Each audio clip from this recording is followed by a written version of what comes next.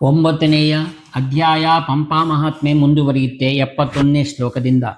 ವಿಧಿವತ್ತಾಗಿ ಪೂಜೆಯನ್ನು ಸಮರ್ಪಿಸಿ ಅಗಜಾಪತಿಯನ್ನು ಪ್ರಾರ್ಥಿಸಬೇಕು. ಸತ್ವಗುಣಾತೀತನೇ ಜಯವಾಗಲಿ ನಿನಗೆ, ಸರ್ವರ ಪ್ರದಾನ ಮಾಡುವ ನಿನಗೆ ಜಯವಾಗಲಿ.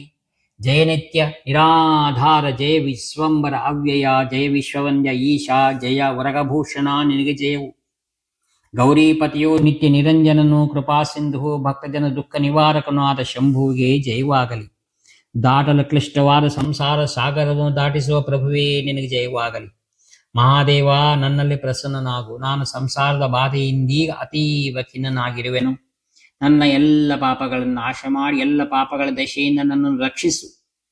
ಬಹಳ ಬಡತನದ ಬೇಗೆಯಿಂದ ಬೇಯುತ್ತಾ ಮಹಾಪಾಪಗಳ ಫಲದಿಂದ ಹತನಾಗುತ್ತಿರುವ, ಮಹಾ ದುಃಖವನ್ನು ನಾಶ ಮಾಡುವ, ಮಹಾರೋಗವನ್ನು ದೂರ ಮಾಡುವ, ಋಣಭಾರದಿಂದ ಮುತ್ತಲ್ಪಟ್ಟಿರುವ ಮತ್ತು ಮಾಡಿದ ಕರ್ಮಗಳಿಂದ ಸುಡಲ್ಪಡುತ್ತಿರುವ, ಗ್ರಹಗಳಿಂದ ಪೀಡಿಸಲ್ಪಡುತ್ತಿರುವ ನನ್ನ ಮೇಲೆ ಶಂಕರನೇ ಪ್ರಸನ್ನನಾಗು.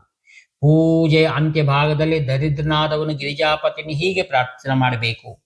ಅಭ್ಯಾಗ್ಯನಾಗಲಿ ರಾಜನಾಗಲಿ ದೇವ ಈಶ್ವರನನ್ನು ಪ್ರಾರ್ಥನೆ ಮಾಡಬೇಕು. ದೀರ್ಘಾಯುಷ್ಯ, ಸದಾ ಆರೋಗ್ಯ, ಧನದ ಅಭಿವೃದ್ಧಿ, ಬಲೋನ್ನತಿಯನ್ನು ಕೊಡು ಎಂದು ಪ್ರಾರ್ಥಿಸಬೇಕು. ಶಂಕರ, ನನಗೆ ನಿತ್ಯವೂ ಆನಂದವು ನಿನ್ನ ಅನುಗ್ರಹದಿಂದ ದೊರಕಲಿ ಮತ್ತು ಶತ್ರುಗಳ ನಾಶವನ್ನು ಹೊಂದಲಿ.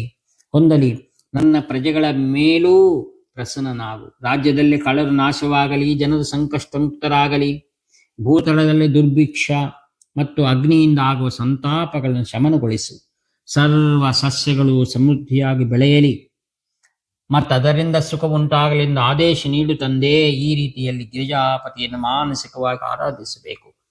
ಸದಾಕಾಲ ವಿಷ್ಣು ಬ್ರಹ್ಮಾದಿ ದೇವತೆಗಳಿಂದ, ಮುನಿವರ್ಯರಿಂದ ಮತ್ತು ಯೋಗಿಗಳಿಂದ ಸೋಮವಾರದಂದು ಹಾಗೂ ಪ್ರದೋಷ ಕಾಲದಲ್ಲಿ ನೃತ್ಯ ಗೀತಾದಿಗಳಿಂದ ಸಂತೃಪ್ತಿಗೊಳಿಸುವ, ಬ್ರಾಹ್ಮಣರ ಭಕ್ತಿಯಿಂದ ದಕ್ಷಿಣ ಸಮೇತ ಭೋಜನ ಮಾಡಿಸಿ ಗೌರವಿಸಿ, ಸರ್ವ ಪಾಪನಾಶಿನಿಯೂ ಸರ್ವ ದಾರಿದ್ರ್ಯ ನಾಶಿನಿಯೂ ಆದ ಪೂಜೆಯನ್ನು ಮಾಡಬೇಕು. ಯಾವ ಶಿವಪೂಜೆಯಿಂದ ನನ್ನಿಂದ ಹೇಳಲ್ಪಟ್ಟಿತೋ ಅದು ಸರ್ವಾಭೀಷ್ಟ ಫಲಪ್ರದವು. ಮಹಾನ್ ಪಾತಕಗಳ ಸಂಕಲನವನ್ನು ಮತ್ತು ಅಧಿಕವಾದ ಉಪಪಾತಕಗಳನ್ನು ಶಿವಪ್ರಸಾದ ಸ್ವೀಕಾರದಿಂದ ಉಳಿದ ಇನ್ನಿತರ ಪಾಪಗಳನ್ನು ನಾಶ ಮಾಡಿಕೊಳ್ಳಬಹುದು. ಪುರಾಣಗಳಲ್ಲಿ ಸ್ಮೃತಿಗಳಲ್ಲಿ ಹೇಳಿದಂತೆ ಬ್ರಹ್ಮಹತ್ಯಾದಿ ಪಾಪಗಳ ಪ್ರಾಯಶ್ಚಿತ್ತಗಳು ಹೇಳಲ್ಪಟ್ಟಿಲ್ಲ. ಇವುಗಳ ದೋಷಗಳನ್ನು ನಿವಾರಿಸಲು ಶಿವನಿಂದ ಮಾತ್ರ ಸಾಧ್ಯ. ಶಿವನು ಬ್ರಾಹ್ಮಣ ವರ್ಗದ ಕುಲದೈವೆಂದು ಪ್ರಶಂಸೆ ಮಾಡಲ್ಪಡುತ್ತಾನೆ. ಏಕೆಂದರೆ ಪ್ರದೋಷ ಸಮಯದಲ್ಲಿ ವಿಷ್ಣು, ಬ್ರಹ್ಮನೇ ಮುಂತಾದ ದೇವತೆಗಳು ಶಿವನನ್ನೇ ಅರ್ಚಿಸುತ್ತಾರೆ. ಆದ್ದರಿಂದ ಶಿವನೇ ಜಗತ್ಪತಿಯು. ಶಿವನಿಗಿಂತ ಅನ್ಯರಿಲ್ಲ, ಏಕೆಂದರೆ ಶಾಸ್ತ್ರದ ಯೋನಿಯೇ ಸದಾಶಿವನು. ಆದ್ದರಿಂದ ಈ ಕ್ಷೇತ್ರದಲ್ಲಿ ಶಿವಪೂಜೆ ಮಾಡುವುದು ಅವಶ್ಯವಾದ ಕರ್ತವ್ಯವು. ಕಾಮನೆಗಳು ಉಳ್ಳವರ ಮೋಕ್ಷಾರ್ಥಿಗಳ ಭೋಗ ಮೋಕ್ಷದಾಯಕನು ಶಿವನೆಂಬುದು ನಿಶ್ಚಯವು. ಲೋಕದಲ್ಲಿ ತಕ್ಷಣವೂ ಸಿದ್ಧಿಯನ್ನು ಉಂಟು ಮಾಡುವುದಲ್ಲದೆ ಸರ್ವ ಪಾಪಹರವು ಉತ್ತಮವೂ ಆದುದು ಇದೇ ಆಗಿರುವುದು. ಹೆಚ್ಚಿಗೆ ಹೇಳುವುದೆಂದರೇನು? ಶ್ಲೋಕಾರ್ಧದಲ್ಲಿ ಆ ರಹಸ್ಯವನ್ನು ಹೇಳಿಬಿಡುವೆನು.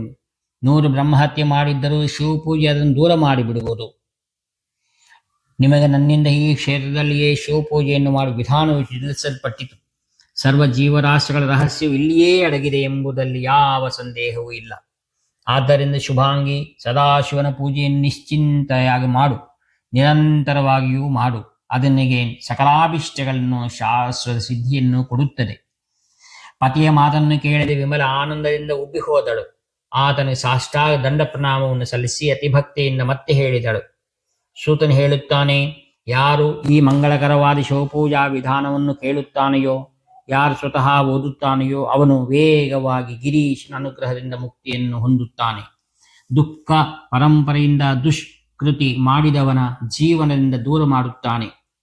ಇತಿ ಶ್ರೀ ಸ್ಕಾಂದ ಪುರಾಣೆ ಹೇಮಕೂಟ ಖಂಡೇ ಪಂಪಾ ಮಹಾತ್ಮೆ ಹರಮಿತ್ರ ವಿಮಲಾ ಸಂವಾದ ಶಿವಪೂಜಾ ವಿಧಾನ ತನ್ಮಹಿಮಾವರ್ಣನೋ ನಾಮ ನವಮೋಧ್ಯಾಯ ಎಂಬಲ್ಲಿಗೆ ಶ್ರೀ ಸ್ಕಾಂದ ಪುರಾಣದ ಹೇಮಕೂಟ ಖಂಡದ ಪಂಪಾ ಮಹಾತ್ಮೆಯಲ್ಲಿ ಹರಮಿತ್ರ ವಿಮಲಾ ಸಂವಾದದಲ್ಲಿ ಶಿವಪೂಜಾ ವಿಧಾನ ಮತ್ತು ಅದರ ಮಹಿಮಾನುವರ್ಣನೆ ಎಂಬ ಹೆಸರಿನ 9ನೇ ಅಧ್ಯಾಯವು ಸಂಪೂರ್ಣವಾಗುತ್ತದೆ. ಹರಿ ಓಂ ತತ್ಸತ್.